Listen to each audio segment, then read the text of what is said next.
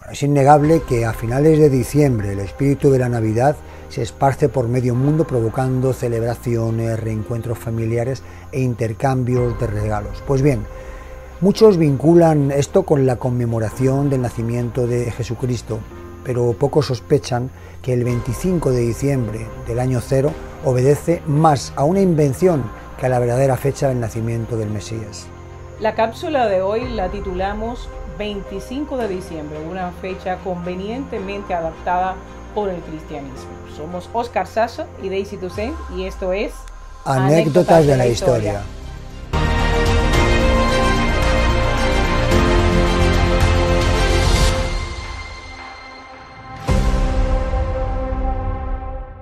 El 25 de diciembre el mundo cristiano celebra la Navidad conmemorando el nacimiento de Jesucristo. Estas fechas de regocijo y celebración son acogidas por millones de personas, desde los más fervientes religiosos hasta los ateos más recalcitrantes.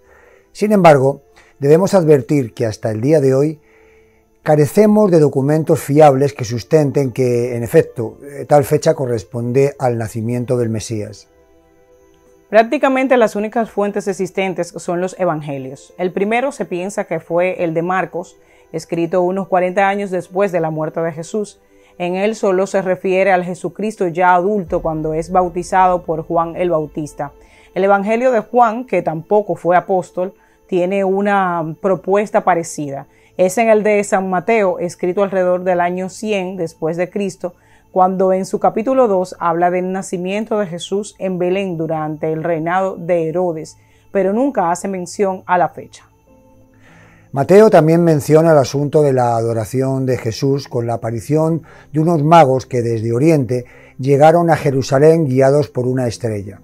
Sigue narrando que allí preguntaron al mismo rey Herodes dónde estaba el rey de los judíos acabado de nacer, porque tenía la intención de adorarlo. Entonces Herodes, suspicaz y cruel, los envía a Belén, pero les encomienda que cuando lo encuentren vuelvan a contarle dónde está exactamente el sitio, pues para ir también él a adorarlo. Sigue diciendo Mateo que los magos finalmente encontraron la casa de María y José y adoraron al niño obsequiándolo con oro, incienso y mirra. Pero tampoco concreta ninguna fecha, solo que, sospechando la verdadera intención de Herodes, jamás regresaron a informarle. Cabe resaltar que según estas escrituras no detallan cuántos eran ni que fueran reyes. El hecho de que se citen los mencionados obsequios invita a pensar que fueron 3 y que por sus ropajes se trataba probablemente de sabios o sacerdotes persas, solo que la posterior denominación regia les terminaría otorgando mayor categoría. Por otro lado, tampoco habla de un portal o un pesebre tal y como se representan hoy los nacimientos, pues eso, tipo stand de feria con la pared frontal abierta, sino una vivienda humilde. Sería Lucas en su Evangelio quien mencionara el asunto del pesebre. Habla de que a María le llegó el tiempo de ser madre y en vez de ser fecundada por José, lo fue por el Espíritu Santo y tuvo a un varón al que acostó en un pesebre. Cuenta también que un ángel despertó a los pastores que dormían a la intemperie cuidando sus ovejas, pues para que fueran a adorar al rey de los judíos. Sin embargo, hay varios historiadores que ponen en duda que con el frío de diciembre en esa parte del mundo, pues pastores y ganado pernoctaran a cielo raso, dando más crédito a los que proponen que el nacimiento debió producirse en primavera, cuando sí el ganado duerme al aire libre. Pero tengamos en cuenta que la primera referencia de estas escrituras data del siglo IV después de Cristo, es decir, más de 300 años después de los hechos que se narran. Concretamente fue durante el concilio de Nicea en el año 325 y ni siquiera existen documentos que lo acrediten, por lo que los especialistas sospechan que entre muchas escrituras, la selección por parte de la Iglesia de las válidas y verdaderas como de las apócrifas o extracanónicas debió ser posterior. Por lo tanto, para reconstruir el nacimiento de Jesucristo, dichas fuentes resultan bastante inconsistentes desde el punto de vista académico. Richard Dawkins, ateo convencido, en su libro El espejismo de Dios expone varias incongruencias de la Biblia para atacar a la credibilidad de los textos sagrados. Pero por otro lado, ahí siempre hay quien acepta como buena y válida la versión oficial de la Iglesia, lo que en cierta manera fortalece la tesis de que, aprovechando ciertas coincidencias, el emperador Constantino oficializó la conmemoración del nacimiento de Cristo el 25 de diciembre, siendo puntualmente ratificada por Julio I, Papa de Roma en ese momento. Pero recordemos que eran las tradiciones paganas las que conmemoraban los nacimientos, mientras que las cristianas lo hacían con la muerte. Como muestra tenemos la celebración de la Semana Santa para conmemorar el fallecimiento de Cristo. Sin embargo, el 25 de diciembre lo que se celebra es un nacimiento. La explicación es que se hace para absorber algunas festividades paganas que tenían que ver con el solsticio de invierno, cuando los días comenzaran a ser más largos, dando paso a la luz entre las tinieblas, buscando un paralelismo con la iluminación cristiana.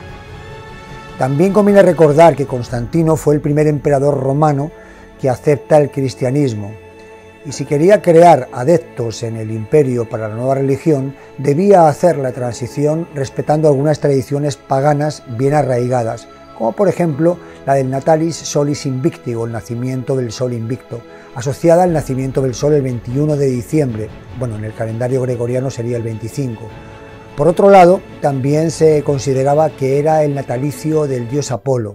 También los romanos celebraban la Saturnalia o fiesta de Saturno, que era el dios de la agricultura. En esa fiesta se comía y se bebía y se invertía el estricto orden social romano, ofreciendo en esa ocasión incluso banquetes para los esclavos. Por cierto, también se estilaba el intercambio de regalos. Pero no fue la única civilización que usaba esa fecha, también conmemoraban los persas adorando su deidad solar, Ahura Mazda. Muchos pueblos germánicos celebraban el Yule y el pueblo inca el Inti Raymi. Los pueblos nórdicos, para tal fecha, mataban gran cantidad de ganado con el fin de no tenerlo que alimentar durante el invierno, y esos días se celebraba comiendo mucha carne y bebiendo el vino y la cerveza ya fermentada desde su preparación en el otoño. El objetivo de esta superposición de eventos no era otro que la conversión hacia el cristianismo con tradiciones coincidentes y fácilmente asimilables. De manera que convenientemente se estableció la Navidad, del latín nativitas, que significa nacimiento, el 25 de diciembre, atendiendo a las mencionadas fiestas paganas. A partir de entonces comenzaron las persecuciones contra el paganismo. Entonces eso facilitaba a la población el cambio de a la nueva religión sin alterar sus viejas celebraciones. En cuanto al año, tampoco es probable que fuera el año cero, ya que según las escrituras de Mateo, Herodes provocó la matanza de los inocentes después de que los magos fueron a adorarlo, solo que el mencionado y paranoico rey romano murió 4 años antes de Cristo, lo que induciría a pensar que Jesús debió nacer varios años antes. Y en cuanto al lugar, pues hay quien sostiene que nació en Nazaret. Sin embargo, se eligió al final Belén para vincular a Cristo con la descendencia del rey David en cumplimiento de las profecías de Isaías en el Antiguo Testamento.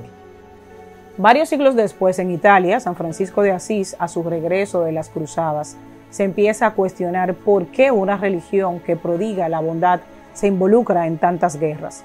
Y en un intento de retomar el origen, representa un humilde pesebre con los supuestos personajes. Según la tradición, se obró el milagro cuando el niño Dios tomó vida por un momento. Y es entonces cuando comienza a dársele una simbología muy fuerte a cada uno de los representantes del nacimiento. Por ejemplo, el buey representaba el trabajo, la burra la humildad, María la pureza, José la castidad, dando coherencia al postulado franciscano de que si el origen de Jesús pasa por un nacimiento tremendamente humilde, la Iglesia debería ir por esa senda. Por eso, el carácter de San Francisco se forja en la pobreza, la humildad, la castidad, así como por el amor a los animales. Todo lo cual debió reforzar la tradición del portal de Belén.